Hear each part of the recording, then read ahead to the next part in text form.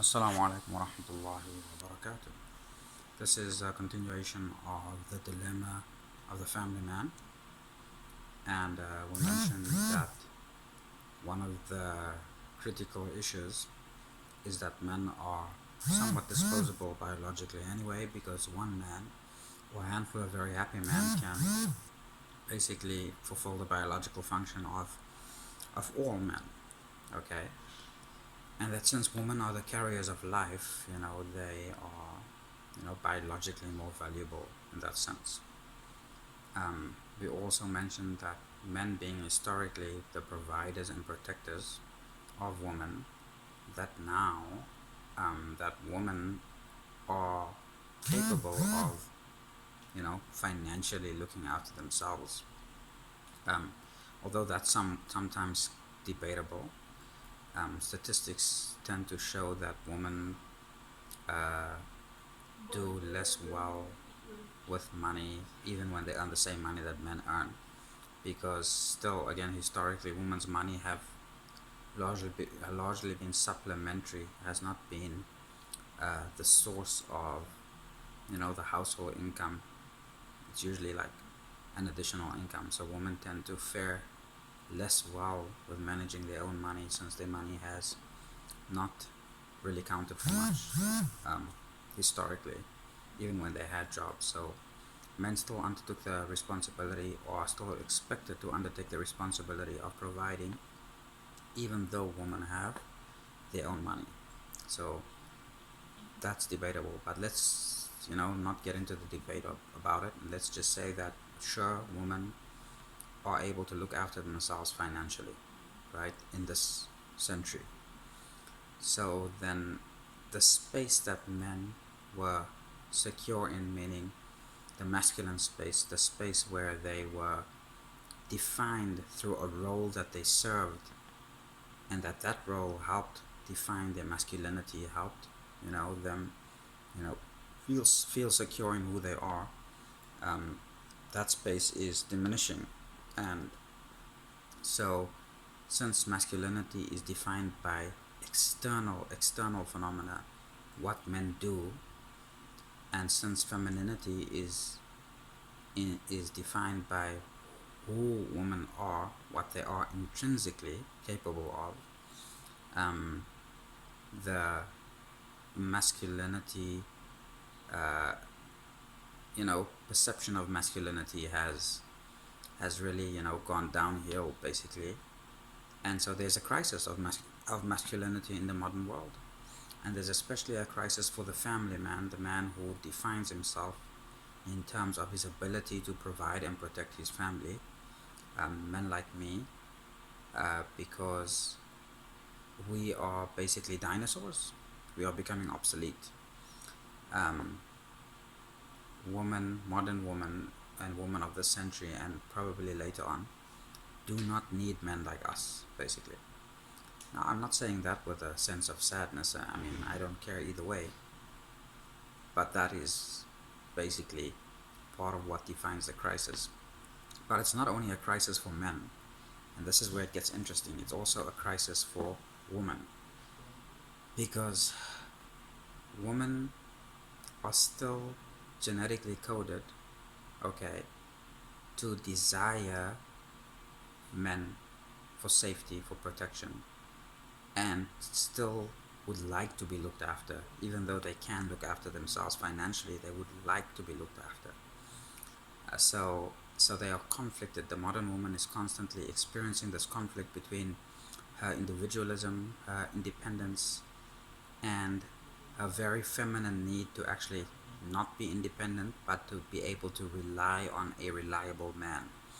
But then they have been taught that men are unreliable and cannot be relied on, and that when you do rely on a man, it inhibits your freedom, which technically it does.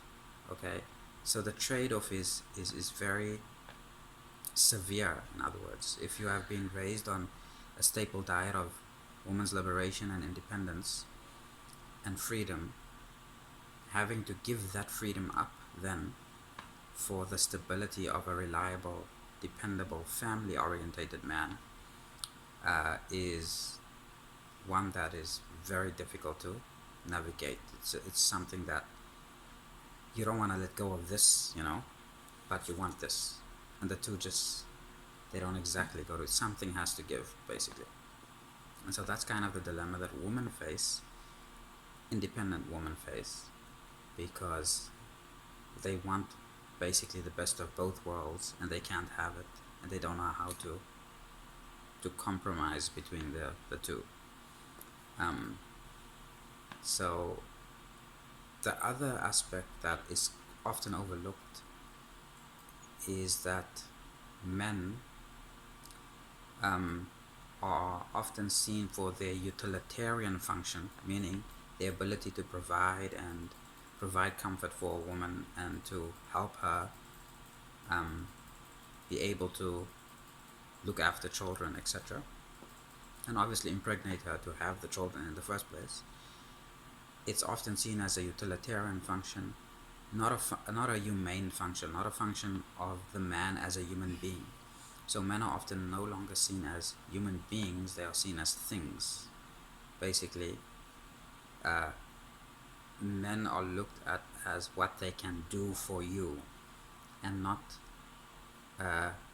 what can be done for them. So basically, that's how it's looked at.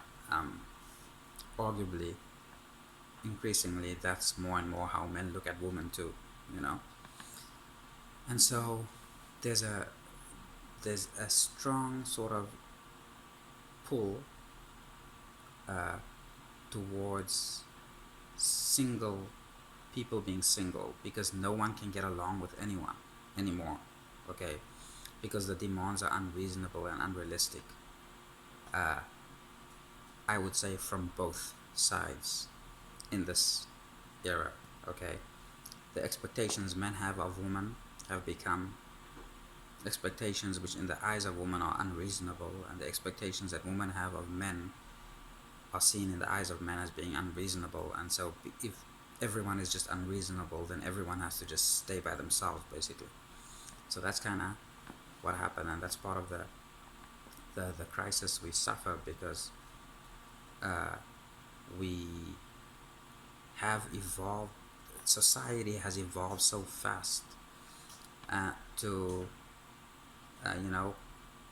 propose or to force basically a new model of existence of supreme individualism and of entitlement from all sides, that nobody can basically get along with anybody else, essentially, and especially not, traditional, the diminishing number of traditional people, traditional men and traditional women, basically, seem to not have, aside from each other, they don't really have a space in the modern world, sort of. So that's where we are at now. That's sort of the dilemma of the modern, or the family man, the traditional man. His manliness is actually seen as a handicap, not as a benefit. And to the modern woman, that is, not to the traditional woman. Of course, the traditional woman love it, but to the modern woman. And he's, not treating women as disposable is actually seen as a weakness, not a strength, okay? So that is sort of the irony of modern society, is that what once was the basically the image of masculinity has now become, is seen as the image of weakness, even if not femininity, actually. And what has been seen as the image of the boy, the irresponsible, is now seen as the image of what a real man is, basically. So in today's world, a real man is basically a kid who is in a man's body and never grew up and just does whatever he wants to. And a real woman you know, is also just a kid who has never matured and never learned to act in a responsible way as an adult. And those are what we are dealing with. We are dealing essentially with people who never grew up, both men and women, and who have the level of the emotional intelligence is very low, basically, and so they are not able to resolve conflict or practice conflict resolution. They are not able to sit calmly around a table and negotiate with each other the terms of their relationships, because in today's world, things people love things more than they love people, and they treat people as though they are things, and things as though they are sacred. And so that's kind of what's happened, to digress from the topic. So finally, what I want to say is that this crisis of masculinity, of the family man, the traditional man,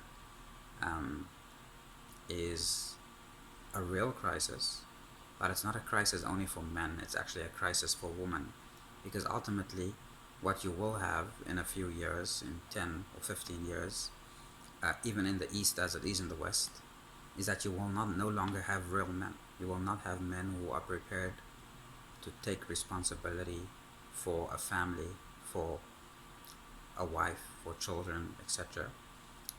And this means that women will not be able to experience and express their full range of femininity, since there will not be the masculine to help facilitate that. And then what you have is kind of a gender neutral society where women are like men and men are like women, they like each other. And so what nature intended for are in people, in the genders, to complement each other, what we have now is a clash between the genders. Thank you very much.